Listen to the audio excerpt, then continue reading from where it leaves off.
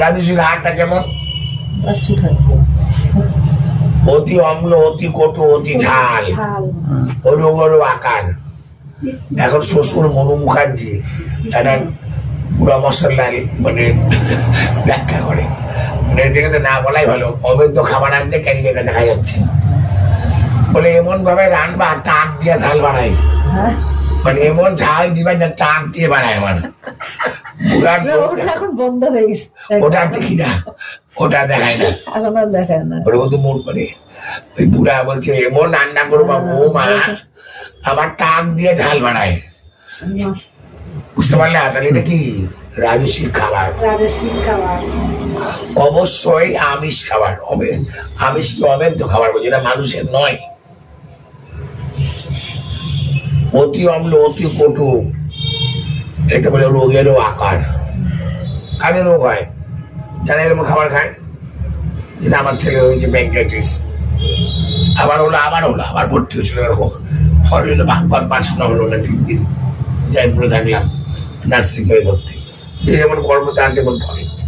এইবার ছোট বড় বেটার বউ গাছ হয়ে প্রতিজ্ঞা করছে বলো আর মাংস খাবার নাই।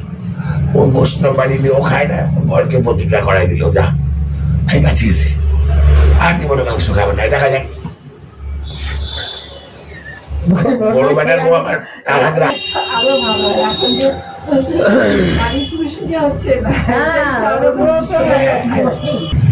তামসিক কেমন? তামসিক খাবারটা কিরকম বলো? বাসি, উচ্ছিষ্ট, দুর্গন্ধযুক্ত খাবার।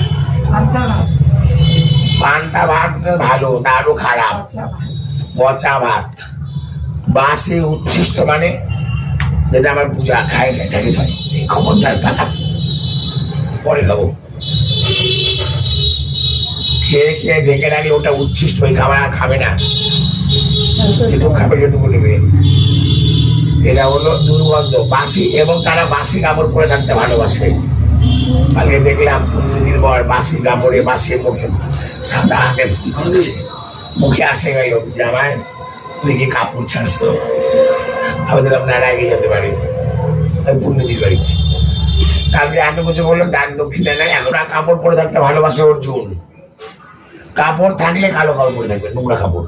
এটা আমার বড় মামার ইচ্ছু ছিল, আমি জোর করে কাপড় ছাড়ে ছাড়তে রাজস্বীর তামসিক। দেখো পূজা অর্চনা 3 রকম, ভক্ত 3 রকম।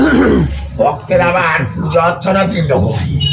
বলো সাত্ত্বিক লোকরা ভগবান দেবদেবী পূজা করবে, আর রাজস্বী লোকরা যক্ষ রাক্ষসের। শুনতে কেমন লাগে? যক্ষ রাক্ষসের। আর তামসিকরা কার পূজা করবে? ভূত পিশাচের। বড়। তারপরে কি বললে? এদের না দান দক্ষিণা আবার 3 রকম দিদি। দান দক্ষিণা 3 রকম। সাত্ত্বিক লোকরা দান করবে, মানে আগ বাড়িয়ে দানের মধ্যে নাম চাবে না। আর রাজস্বী লোকরা দান করবে, দানের মধ্যে নাম চাইবে। কেমন আলপনা দি যাবে গীতা জয়ন্তী উৎসবে আমি 500 টাকা 5 মণ চাল দিলাম, মাইকে বারবার বলবা, বাড়ি থেকে শুনতে পাবো, পরের বছর দান দিব। এরা কারা? এবার বোঝানো এরা রাজস্বী। দানের মধ্যে আমার নাম চায়। আর তামসিক লোকরা দান দক্ষিণা দিতেই জানে না। সেই অনুযায়ী কালকে যত কিছু দিয়ে দানটা দিয়েছে, কালকে দক্ষিণা দেয়নি। কালকে কিন্তু ওদের তামসিক। যাই হোক, ওটা অল্প হলেও দিতে হয়। সবাইকে দিচ্ছে, কারোর মধ্যে 1 টাকা দেয়নি মনে হয় আমার। আমি তো পাই, দিতেই পারে না। তাহলে দেখো, আর বললো এই গতিও 3 রকম। কার কি গতি হয়? অর্জুন বললো এই যে তফাৎ গুলা বললা, ভক্ত কথা বললা, কার কি গতি হয়? বললো সাত্ত্বিক লোকরা উদ্ধ লোকে যাবে, তারা 3 লোকে আসবে না কখনো। আর যারা রাজস্বিক লোক তারা উদ্ধ লোকে গেলেও আবার মর্ত লোকে ফিরে আসবে, গতি হলো না। আর তামসিক লোকরা সরাসরি কোথায় যাবে? নরকে। খুব ভালো গান করছিল বাঙালিরও, সরাসরি গোলকে যাবে। কানে মধ্যে করে নাম লিখতে হবে, সরাসরি গোলকে যাবে। হরিনাম সত্য, গুরু নাম সত্য, এইটুকু মোর সঙ্গে যাবে। অসারও সংসার মায়ারও সাগরে সকল পড়িয়া রবে। দেখো তাহলে আমি যদি সাত্বিক আহার করি ভক্ত হতে পারবো না? সাত্বিক আহার না করলে অর্জুন যে আমার ভক্তের কাছে আমার কথা বলে তার থেকে বড়, তার থেকে প্রিয় কেউ নাই। ভক্ত ছিল অর্জুন মিশ্র, গীতা পাঠ না করে জল পান করতেন না। একদিন নবম অধ্যায় পড়তে নিয়ে কি দেখলেন? যে বাবা অনন্য চিন্তায় মা যোজনা পঞ্চপাশদ তেষাং নিত্য বিযুক্তানাং যোগাখ্যাম মহম্মদ। এই পাঠ্য সময় ব্যাখ্যাটা করা যায়, আমি একটু পরে বিস্তার করে একদিন একের পক্ষ কথা বলবো। ভক্তের আবার তখন মতিভ্রম হয়, আরে ভগবান কেন আমার বোঝা থাকবে, এটা মিথ্যা কথা। ভগবান দেখো, ভগবানের কথার উপর সন্দেহ। তো মানুষ যদি বলছে এই তাই সত্যি কি পার হবো, তাহলে তুই গীতা পাঠ করে ভগবানের মতো বিশ্বাস নেই। সুদৃঢ় বিশ্বাস, খালি বিশ্বাস বলেনি, সুদৃঢ় বিশ্বাস রাখতে হবে ভগবানের উপরে। মাস্টার মশাই পড়ানোর উপরে যে বিশ্বাস রাখে, যে ভক্তি রাখে, সে তো ভালো রেজাল্ট করতে পারে।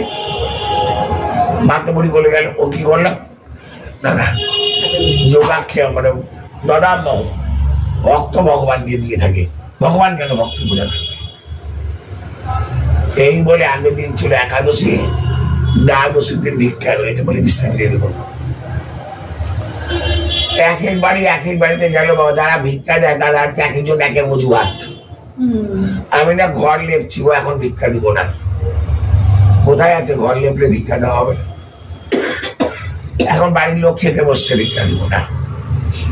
আমার বাইরের লোক গেছে, কীর্তন থেকে না আসলে ভিক্ষা দিব না, অজুহাতে। কোথাও ভিক্ষা পেল না। এবং দুপুরবেলা হয়ে গেছে, মাথার উপরে সূর্য, গরমে ক্লান্ত, আগের দিন উপবাস, একাদশী, আজকে একাদশী বলছে, তো একটু ক্লান্ত বিশ্রাম করে নি। আজকে না আমার আর ভগবানকে দেওয়ার কিছু, আমার অহংকার কি আমি আর ভগবানকে আবার আমরা কিছু দিতে পারি ভগবানকে? তার জিনিস সেই নেই, আমরা কি দিব?